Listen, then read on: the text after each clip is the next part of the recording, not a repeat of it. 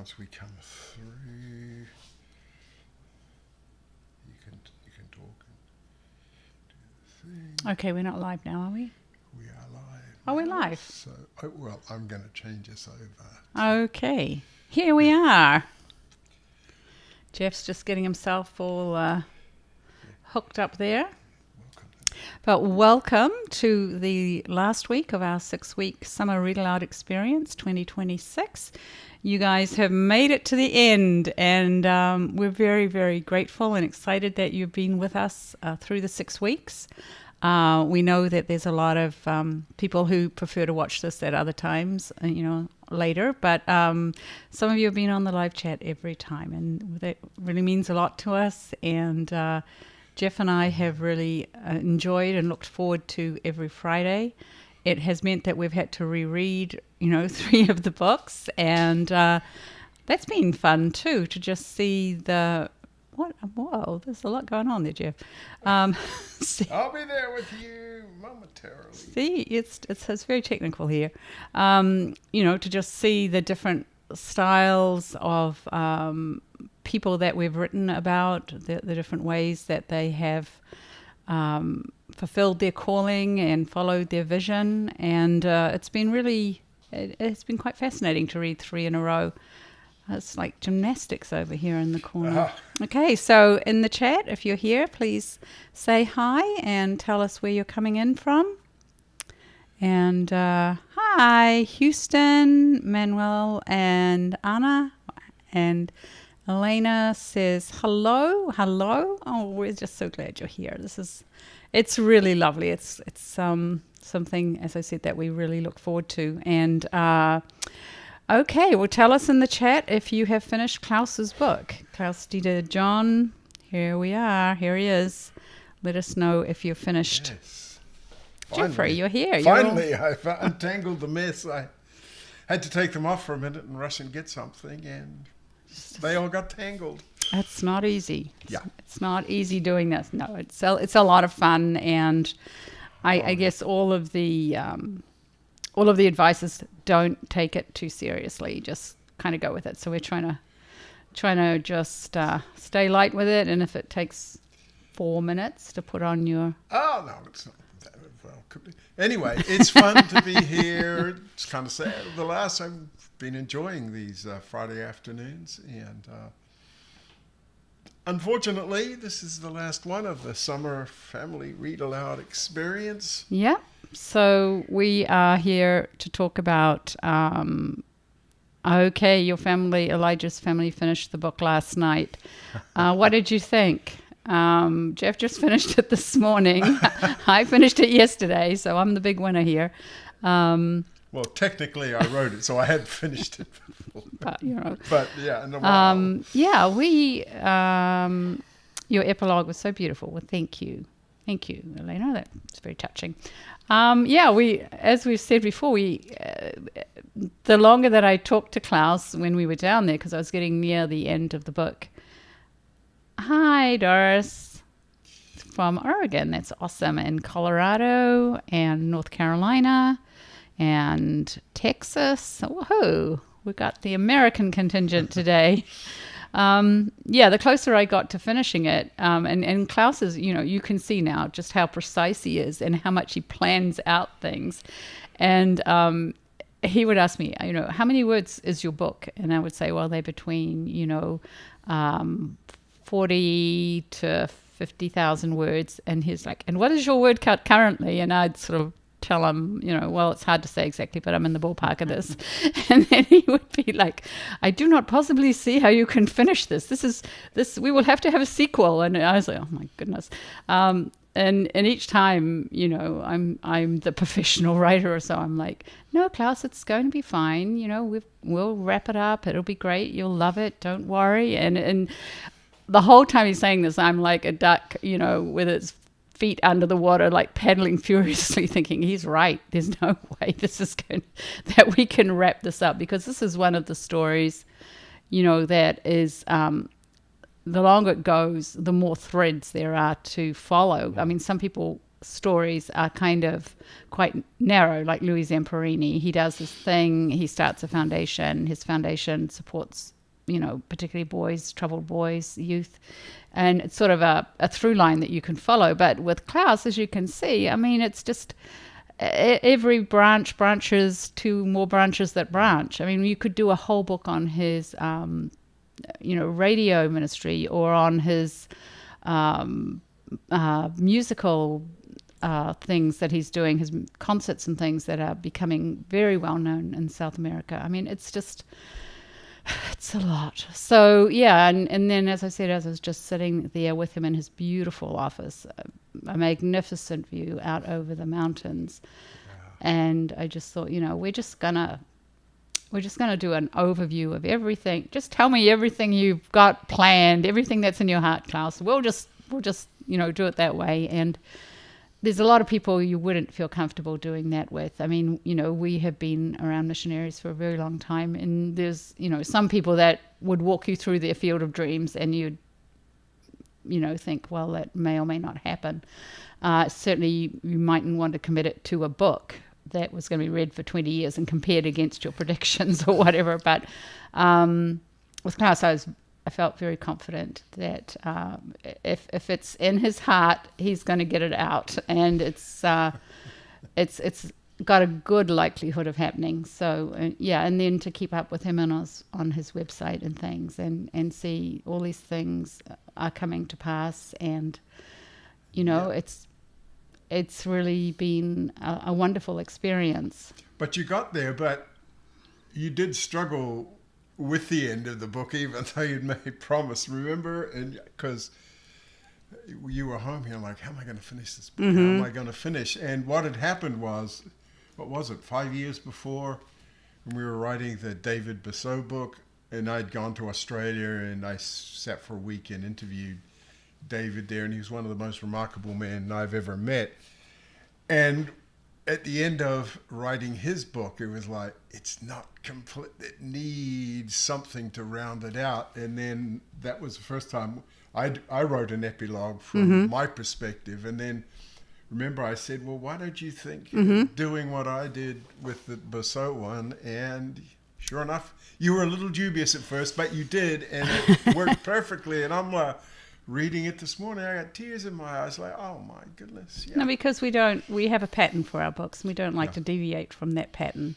But just as a writer, if you have to deviate a little further on in the project, that you deviate from the pattern that you've established, the better chance you've got of not losing the reader. So the fact that it was right at the end of the book says that the reader's probably so invested in this by now that they're going to read, even though it changed point of view from, third person to first person from the author, which we don't normally do. I think we've only done it in Klaus's and David's books. Yeah. But had we done that at the beginning, we would have been in a lot more danger of losing our readers. They're just thinking, oh, this isn't a Benge book, But so that's something that we have learned over the years. If you do have to deviate, do it when the person's already really invested and is willing to go with you in a slightly different direction than normal. Does anyone have a verse that comes to mind when they think of Klaus and the hospital? I would be interested in that. For me, I think the verse, St. Paul, be urgent in season and out of season, really resonates with me with Klaus, because he was telling his vision. He was sharing the vision. He was involving anybody, everybody. I mean, he'll talk to the cleaner, in the airport. He does not discriminate, as you can see from the book, who he talks to. He'll talk to the taxi driver on the way to see the president. He will give them the same attention. He will give them the same detail, and he will give them the same sort of faith optimism that they will participate in some way, whether it's praying, whether it's sending a patient, whatever it is. He simply keeps sharing his vision in season and out of season, and to people who you would predict could help and people who you wouldn't predict could help. And I think that's one of the real strengths of his story, is these very unusual, you could say miraculous connections that get made. And they wouldn't have been made if he wasn't willing to continuously share his vision. And I think that's something that, I can continue to learn, and I think is really a striking example of Klaus's life. Yeah. Do you think, Geoff? Oh, yeah. No, he is. He is an amazing man. Yeah. And as you can probably see, anywhere he goes, he's got his computer and like, watch my presentation. Do you have time for my presentation? And away you go. You could be anywhere. When we first met him, 3 minutes after meeting him, we were sitting watching the presentation. It's like, well, what are we going to talk about? Oh, no, we don't need to talk. You just sit and watch. That'll do it. And I think we may have even sat in a restaurant here in Orlando and watched an updated version while we were eating our dinner. It's like, wow. Yeah, he is. And he does. That's the other thing. He updates things straight away. Like as soon as, like the First Lady agreed to be the patron sponsor, he's got it right there. Like the next day, he doesn't waste time. Well, no. And when he came down to visit us a couple of years ago, he drove. I think we told you, he drove down from Atlanta to have coffee or dinner or whatever it was, and we were sitting just along here with him. But he didn't show us it, but he had to go into the detail of how he had updated it, what was in the presentation. Yeah. So Elijah says his verse is, "Behold, I'm doing a new thing now. It springs forth. Do you not perceive it? I will make a way in the wilderness and rivers in the desert." I mean, that is, it's a beautiful verse, and definitely the hospital. I mean, there's nothing there. It is a very, very small, developing world little town. The biggest thing is the sort of falling down church, is the giant church, dominates the whole thing, Catholic Church, and then just a bunch of houses behind walls, and that's pretty much what I remember of Curacao, and then Kawasaki, sorry, and now it's it is a it's kind of dry and barren because of its altitude up there. It's just rocky. Yeah. It's like a rocky desert, and now there's this beautiful hospital and this beautiful Christian ecosystem which he has developed. It's it can go on into many things. I'll be curious to see what happens next. I think Geoff and I, having had this read this book, one of the things that's come out of it for us is we would like to go down. Geoff hasn't been there, and we would like to go back together, and Klaus wants us to come, so and just see the updates. And when we do, we'll definitely put that on our YouTube channel, because that's the kind of person that Klaus is. He's just very inclusive. He wants everybody to be part of his vision with him, and he wants to work with people, which you can see in the amphitheater, when that's being built. He is truly delighted that it is the local people coming up and building it brick by brick themselves. Not because it's saving labor or anything, but because they're investing in it and it's theirs, not his. He really, it's quite extraordinary how he can be such a strong presence and such a strong leader, but also be so willing to share to share the results with everybody else. I find it it's not the way the world works, that's for sure. Does anyone else have a verse that comes to mind? Or the other thing I'd like to know is did you have a very favorite scene or part that you're like, oh, made you cry? I think I cried like 3 times reading it, and mainly towards the end. So it's a little crazy because I know what happened, but it's just very touching to see all that hard work and the discouragements. And that's the other thing about Klaus, is he's very open about things that have gone wrong. The whole thing debacle at the beginning where they got off with the wrong contractor. And, he's very German, very precise, got very, good bookkeeping skills going on here. And to find that he was being duped and that he would have to, fix it and potentially fix it in court and expose, that he had been duped, made him very angry. But he was willing to do it. He was willing to say, all right, I got it wrong here. I chose the wrong person, and we need to stop it right now. So he's very humble like that. And I remember asking him, Klaus, are you sure you want to name names here? Because, we're in South America.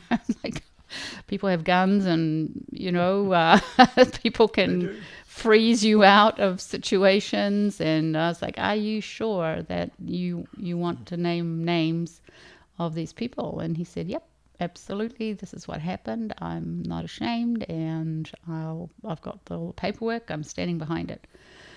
And so I was like, all right, we won't obscure it in any way or work around it. Well, this is what you want to say. And, this is what we'll do.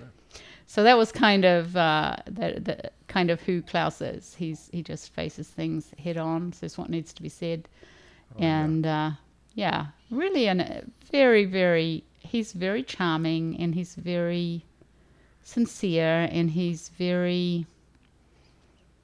He just keeps things moving. I mean, he's not prone to I'm personally for myself.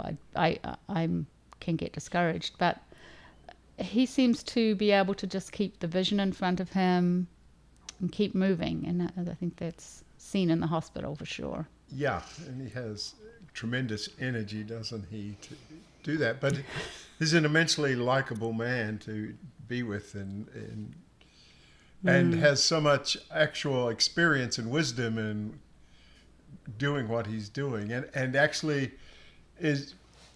I had a similar experience when I was mentioning earlier, went to Australia and interviewed David Basso, who who pioneered microeconomics as a way to help the poor earn incomes and stuff. And I remember coming home and saying, wow, we ended too soon. We sat for a week and talked, and the depth of his knowledge and his, drive and what he had done. His compassion. And his compassion and his deep understanding of the poor was like, wow, I just, You could have kept going. Yeah, he was certainly one of the guys that impacted me the most that I've ever interviewed. Mm-hmm. So Manuel says, I like the event where his projector got confiscated by customs and all the blessings that came after that.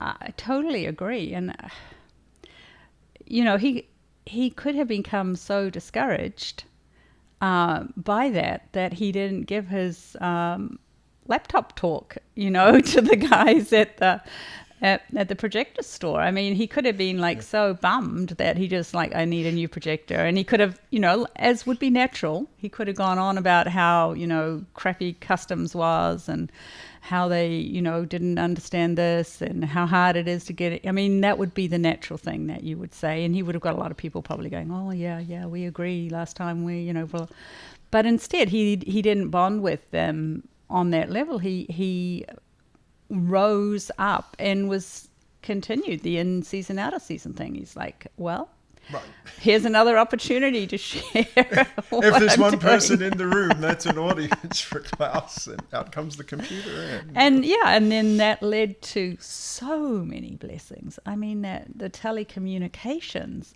came out of that little room, right, at the back of a house, somebody's little, home venture, and just crazy. But yeah, again, I think his attitude and his faith was at the bottom of that not focusing on man and how he'd been treated and how stupid it is for the government not to give him something that's going to bless the people, for goodness sake. But he didn't, kind of dwell on that.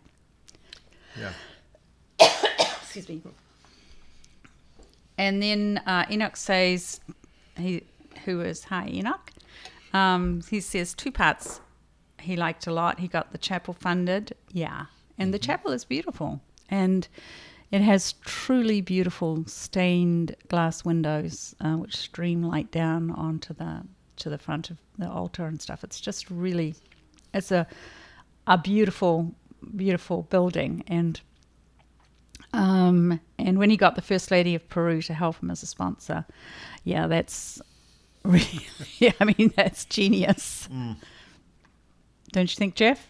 No, I do think it is. And like he has points that we point out in the book, or in class pointed out, and he'd learned that lesson in Ecuador. You need to make friends. You need somebody who will fight for you. Friends in high places. Yeah, because I mean, we've lived in Philippines, where corruption is quite endemic, and everything is up for grabs if you do. I remember once in the Philippines when we were out, and I got pulled up by a cop.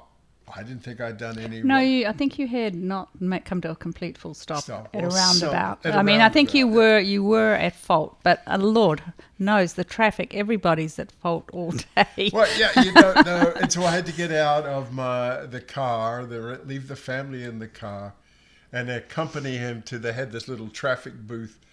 It was on this big, half-arched concrete pillar thing like over a tower. Yeah. So I had to go up there, and then came the pitch for this can all go away with a bribe, They call it consideration. Some consideration, yeah. A wonderful euphemistic name. And I was like, no, we didn't do that. We were there as missionaries, and we didn't do that. And so I said to the guy, if you say I did it wrong, if I broke the law. They wanted to send you to court. Yeah, he was telling me all the bad things that would happen without consideration. I said, well, no, that's, if I did that, I deserve all of that. So I said, no, you should fill out the paperwork, and I'll take my lumps and see where it all goes. And then in the end, he got so frustrated, and they said, get out of here. Just go away. Go away. You stupid Americano. You don't know what I'm. What are you doing here? Of course you know what I mean. Right. Yeah, and not to diss the Filipino police, because part of the thing there at the time, and I don't know if it's still the same way, was that their badge gave them the ability to make enough money to survive. So they didn't actually get enough salary. I don't think they hardly got anything. Right. It was sort of a badge to go harass people and have consideration. So that was part of the deal. You had to kind of drum up your own side hustle as a cop, being a cop, to make it. So they were in a very, very difficult position, and you weren't helping them at all, honey. Well, what could I do? So Elena says, I liked it when Klaus was patient with Tina when they were kids at the disco parties. Yeah, I mean, that man had a vision. He had it's not a strategy you would perhaps suggest to yourself or to your children if they want to date somebody, who you don't approve of, or is a different faith or whatever. You wouldn't say, well, look, do it their way half the time. They can do it your way half the time. Let's see what happens. I mean, that takes a lot of confidence. And then she dated his best friend. That was a bit of a tricky situation. But in the end, he trusted God, and she came to the conclusion, hey, this is what I want to do, and this is who I want to do it with. And they have a lovely marriage, and she has had a tremendous impact. Basically, she's been at the hospital. Like at one stage, she hadn't left Peru for 3 years. And Klaus spends about half his time outside of Peru. And she's a very strong woman who is very capable of keeping things running, and she has. And they've been wonderful partners for each other. Okay, so Elijah's mum, Winlu, I love that how your book includes all the difficulties and challenges and Klaus battling emotions, etc., which is so real and helps me to expect falsely all smoothness. Yeah, why do we do that? Why do we think that? Yes. There's a lot of trials and tribulations in the Bible, isn't there? Yet we think somehow our road will be smooth and easy. And yeah, what a fallacy that is, and how it keeps us stuck. And Klaus had to overcome, tremendous obstacles. But he kept going. And I think that is a story. That's where if a person is so flawlessly full of faith and amazing that they never doubt, they never get crushed, they never waver, they never think, why did I start this? This is crazy.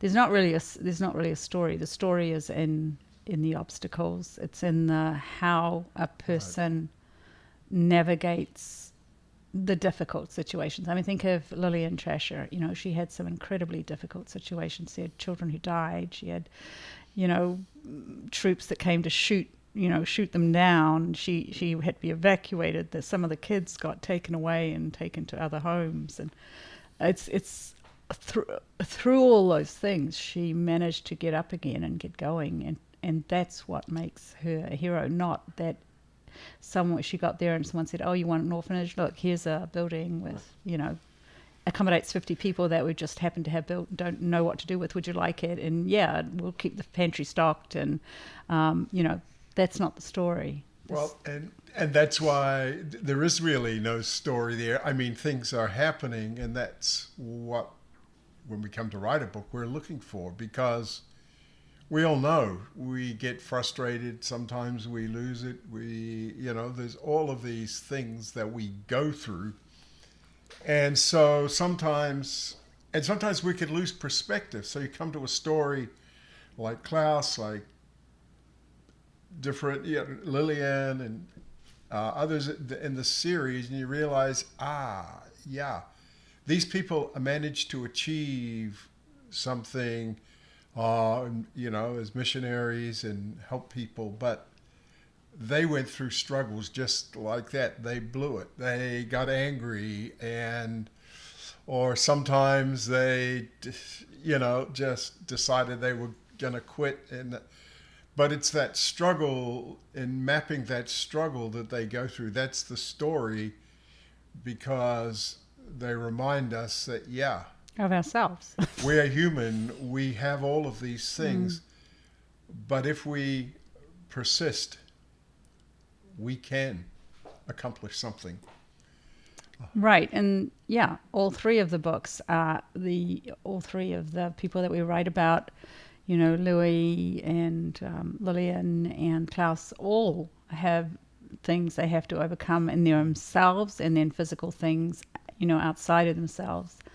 I'd be curious, which of the three books did you find the most rewarding to read aloud as a family, or did different people have different ones that they enjoyed the most? If you put that in the comments, I'd really like to see. We tried to choose three very, very different types of stories and three different time frames. So, we started with Lillian in the early 1900s, and then we did Louis and further on, and then we did someone who's still alive. So we were kind of hoping to get in three different countries, hoping to get a range. So I'd be very curious. There's a little bit of a lag between when you write and when I can read it. But what book do you think impacted your family the most out of the three of them?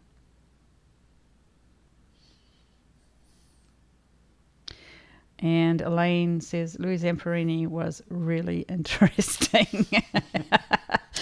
I'm sure he'd be thrilled to think that he lived that all that tremendous hardship to make a really interesting story, and he did. Let's have some albatross for dinner. Oh my goodness!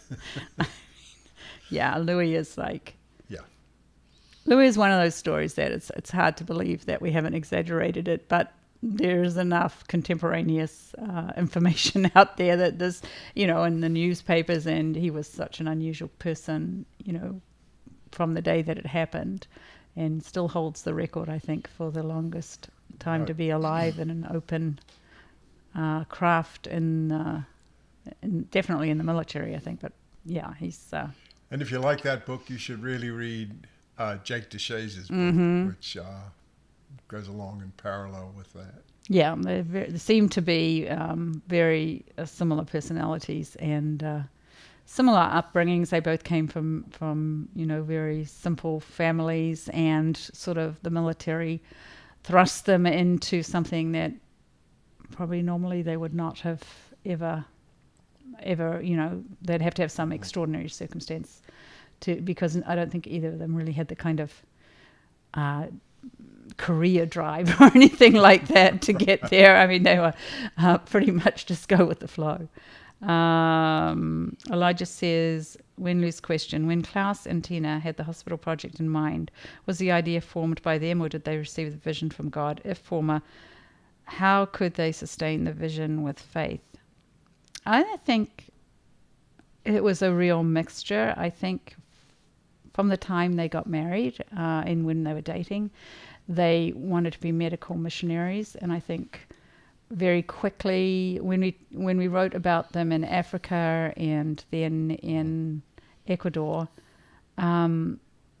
what we were really showing is what they found was that this wasn't quite their vision, like just being in a rural clinic with a few basic tools and treating people with bites and, some very, very basic operations.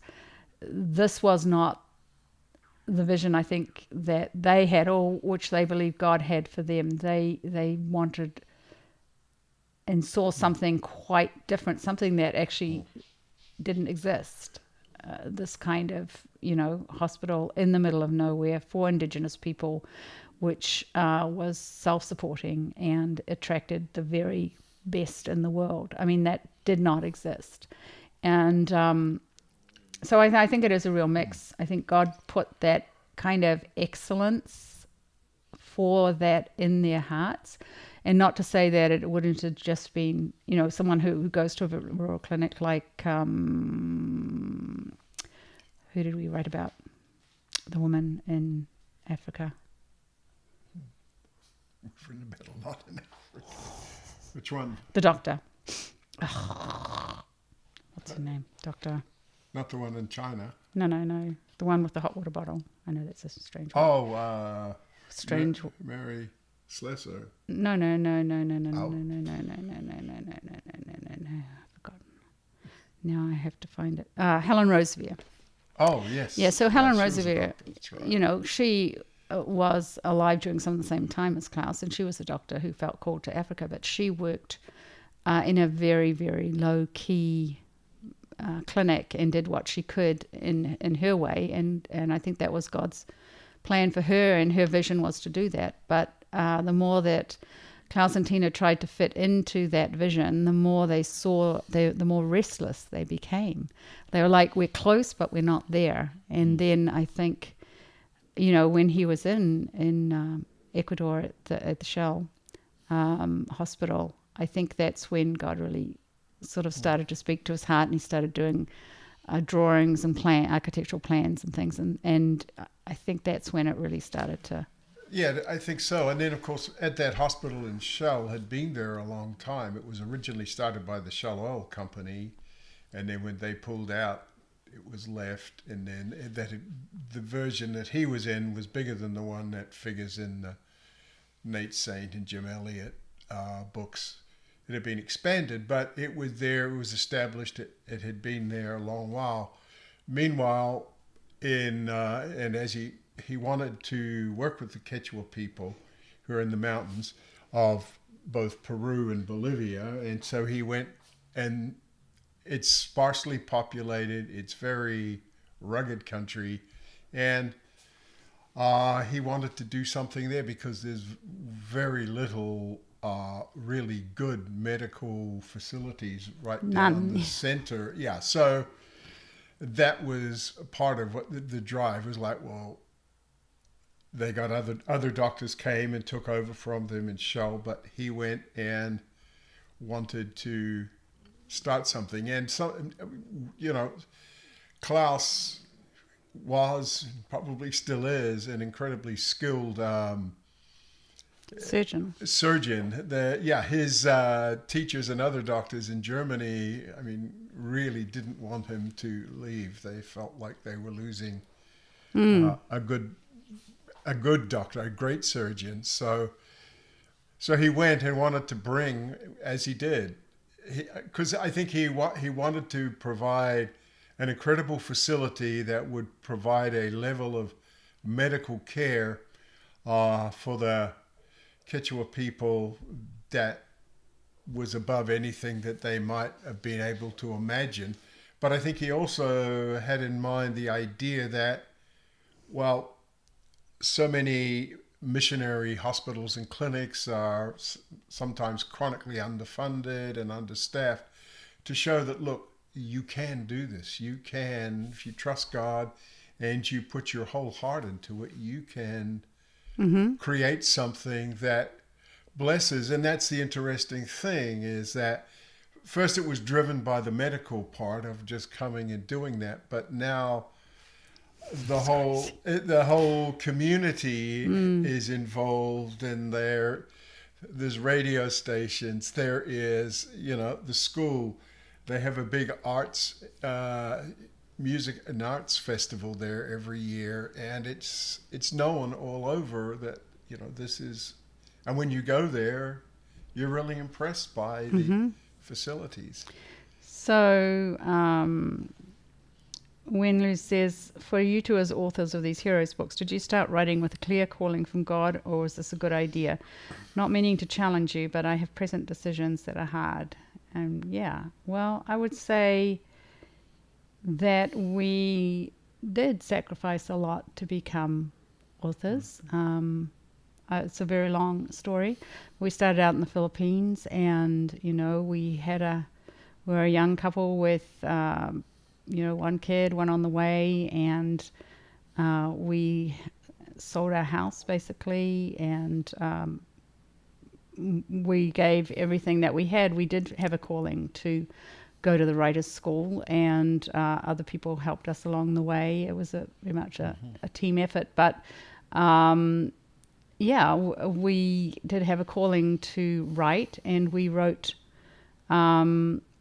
for YWAM leaders mainly, but other people as well, for a good 10 years? 11 years. 11 years, Well, and for others too. We were right. So, ghostwriters. but in all that time, I think we were doing God's will, but I think that each book finished, and then we had to find the next book, and after 10 or so years, that it's quite stressful, and it's quite got to kind of clear your mind of everything you've just done with it, and now take on a whole bunch more learning and research and dive into an incredibly different topic, which is good. But we reached the point where the thought of writing a series where we could kind of rinse and repeat became very attractive to us. And at that point was also the point when YWAM approached us about writing a series. So there was that kind of convergence. I think when that 10 years we were writing other books, we were definitely in the right direction, doing what we were supposed to do, but it wasn't our final destination, because it had its kind of limits, and it was it's a hard way to make a living. Writing is a challenging profession, and back then, but we were mostly ghostwriters, and so we were writing in other people's voices, and but that really helped us develop in our writing and our writing style and approach, and it was good training, and that's the only thing. I feel for where you are right now, because when you look back, and when Klaus looks back, it's like, okay, well, that was actually really good training for what I want to do now. I lost the projector, but look at the blessings that came out of it. But when you've lost the projector, you've only got the dark part, the down part of the story. It's very difficult. So, I know you have some very difficult decisions to make. and I would say just keep going in the direction that feels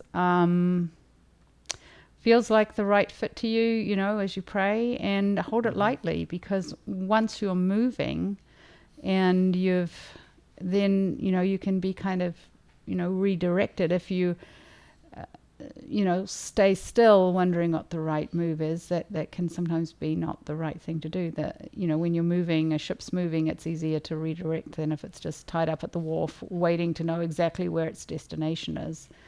And so, I'd say just start to head out in the direction that you feel God wants you to go in, and be open to correction. Yeah, and because I think that most of the people we write about, is Klaus included, is they have this drive, but there's uncertainty, and there's a lot of fear and wonderment if they're doing the right thing.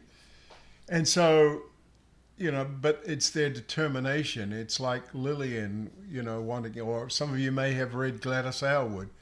Well, she was considered too low a class to go to the missionary training school, but she believed that she could do it and found a way to make it herself.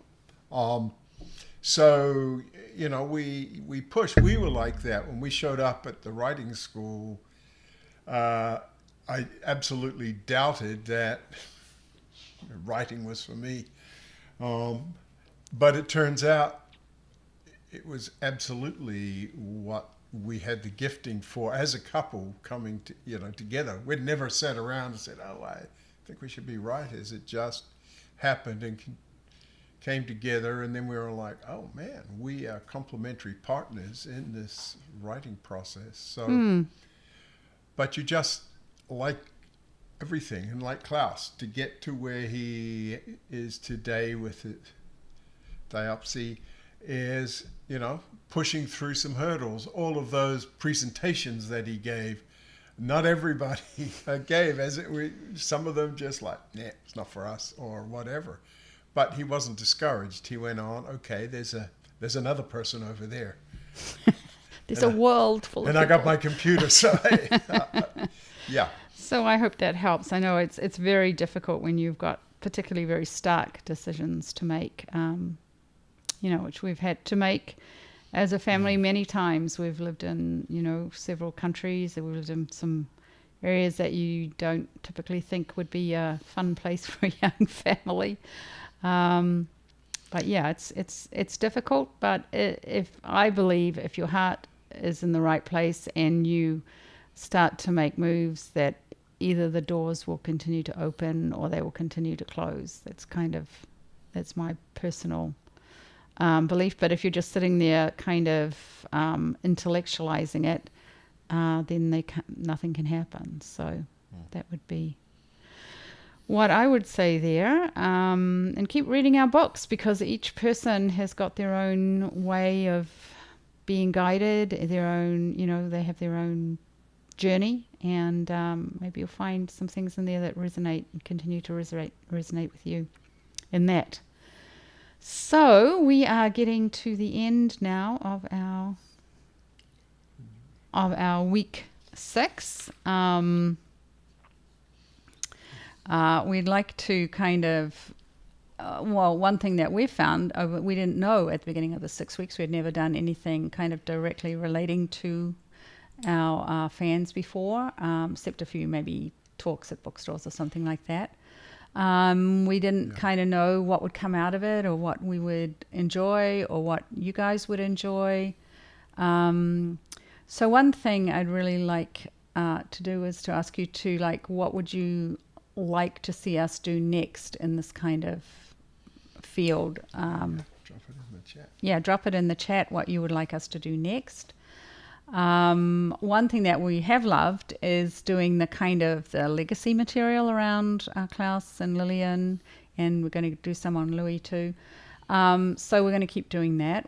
We started the YouTube channel so that we could actually do what we're doing right now, but we found that we really like interviewing people and kind of getting into what's happening now. So we're going to keep adding to that as we go along, and we have a newsletter which you'll be getting, which will we're going to, I think, try to do a video newsletter once a month, and just let you know what's come up, and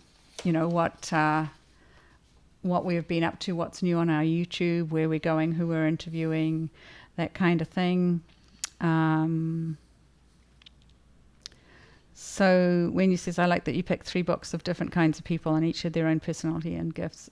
Absolutely. I tell you what, if you put Lillian and Klaus in a room and ask them to plan a hospital or an orphanage together, I don't know what would happen. I mean, I'm sure they would figure out something, but there would have to be a lot of compromise there. And that's one of the interesting things. They are such different personalities and went about building the ministry God had called them to in different ways. And both of them knew the political leaders. 70% of people in Egypt know about Lillian's orphanage right off the bat. It's well known. Klaus, same thing. He had the president's wife, all these different people who supported him.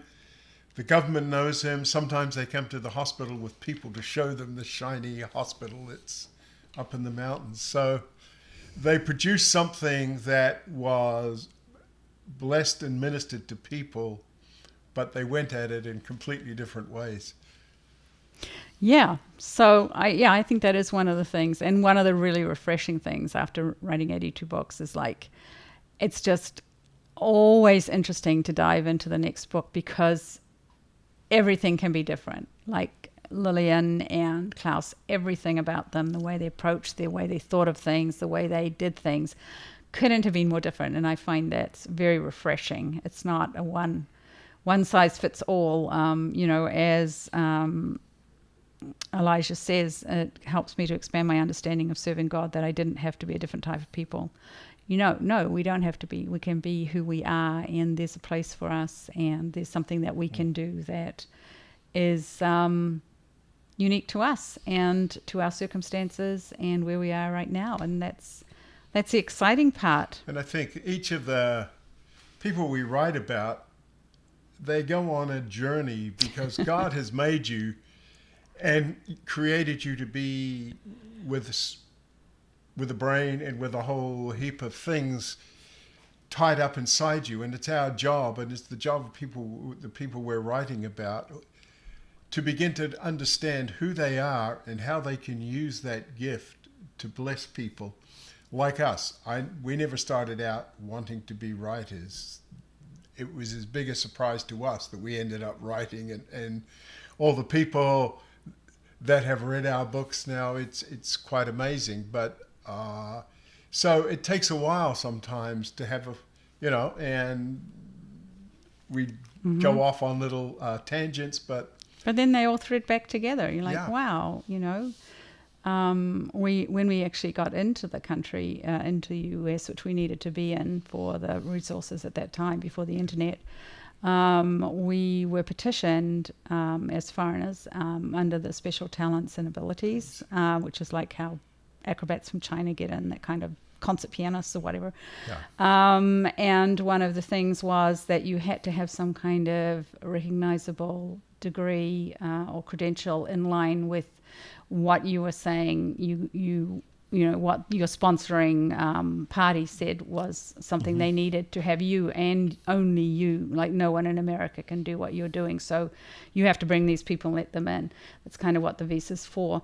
And Geoff had his history degree, which was history and philosophy, which was commensurate with the writing. And yeah, there were only 2 degrees for what we were doing in nonfiction writing, and one was an English degree, and the other one was history. And to be honest, that's the only time he's ever used that. It's the only time it really came in. Yeah, because he wanted to be a teacher, and by the time you'd finished your degree, we have a different system, or had a different system in New Zealand, and you had to apply in that year that Geoff finished his history and philosophy degree, they were not accepting applications. They had a glut of. It was a public school system, so there were really no alternatives. And then all these years later, it was the one missing piece that got us into the US on our permanent visas, got our green cards, and then got our citizenship. So it seemed like a tangent at the time, but actually it became really a vital thing. 10 years later, 5 years later? It's about 8 years later. Okay, so Elena says maybe ancient people, which we'd have to do something different there because there's just not enough material for the kind of book we write. We'd have to get a different model of book going for that, but it is something we could think about. Amy says Henrietta Mears, and actually, I've thought of her. I'll have another look and do some more research. Yeah, as a kid with her books. Really interesting person. So we'll definitely look into that. Elijah says this summer reading program has been such a blessing to our family. Our family has been reading your books for years, but never at the speed. True. Oh, that's so funny. It's like, I hope it's not like, oh my gosh, do the dishes. The Benge's books have to be read. As you're doing a speed reading of our books. Are you going to continue? Are you going back to your more leisurely pace now that summer's over, Elijah? I'd be interested to know. And Amy says, we bought and donated all your books to our local public library. An 8th grade boy read one of your missionary library Christian heroes, and it sparked faith in his life. Wow.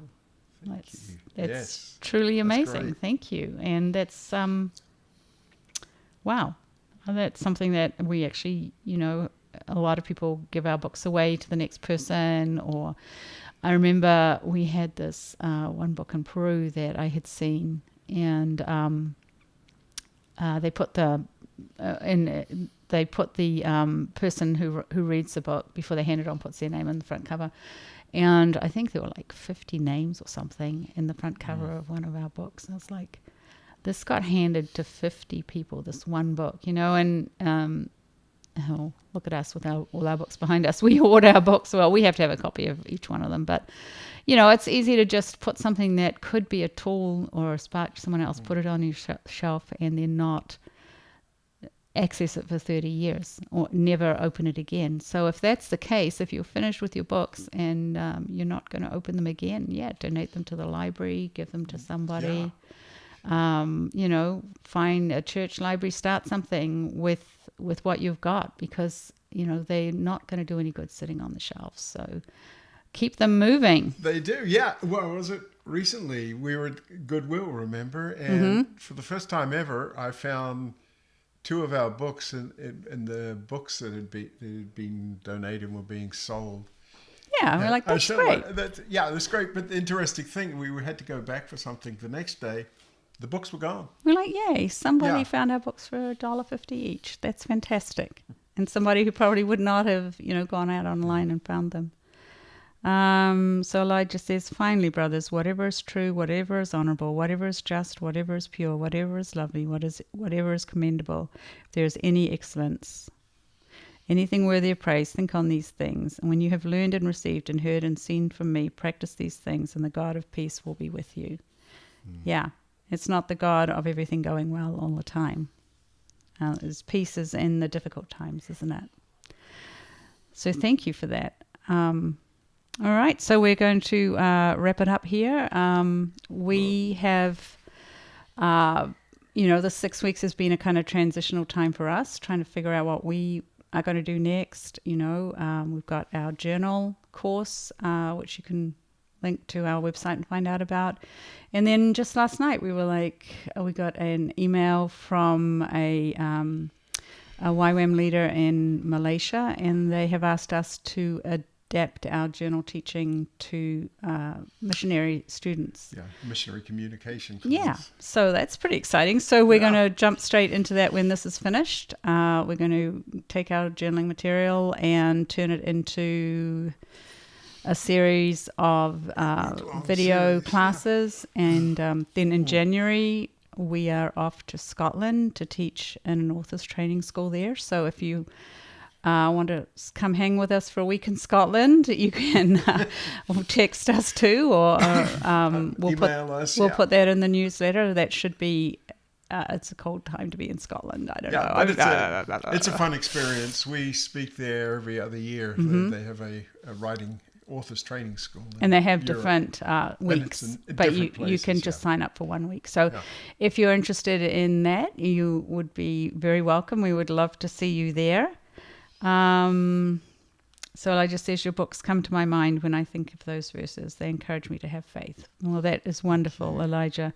You're going to send out a little questionnaire, aren't you? Yes, I will be. Look for it in... on Tuesday? Tuesday, yes. I will be sending you all an email with just some questions. We'd love to get some feedback from you about this program and one or two other things. Should we do it again? Yeah, and maybe what you would like to hear from us in a newsletter, etc. We've spent so long and written so many books over the years. We've written more than 300 books, and it takes time to write a book. So we've spent most of our writing career behind the computer writing. And we're still writing, and we're still continuing to write books. And there'll be more coming out in the not too distant future.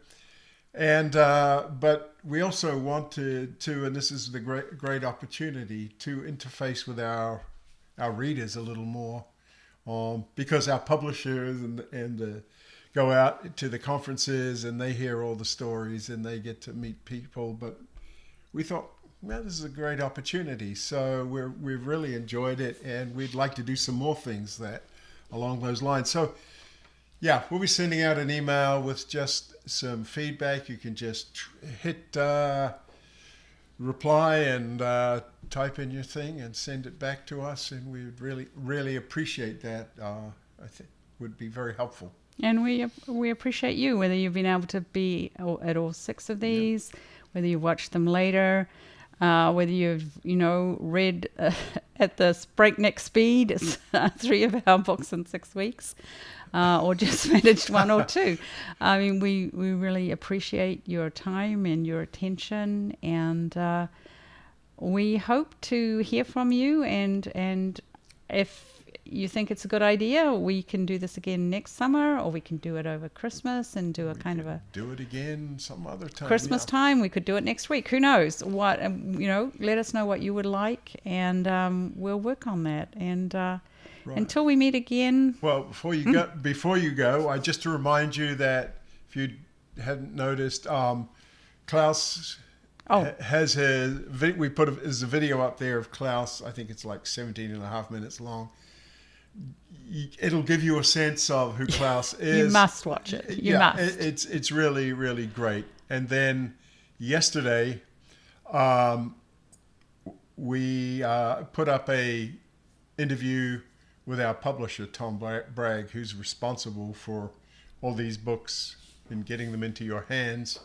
And he talks about his passion for books and about the series, but also about how his journey from being in the army to ending up being a publisher, and and his passion to get books out to people. So have a listen to that. It's a great interview as well. And I think that... thank you so much. Yes. And God bless you all. And, if you've enjoyed it and you feel like you've got some family value out of doing this as a family, keep going. Yeah, absolutely. And let us know what you've read and what you've enjoyed. And we hope to see you again soon. Yeah. Blessings. Bye. Bye.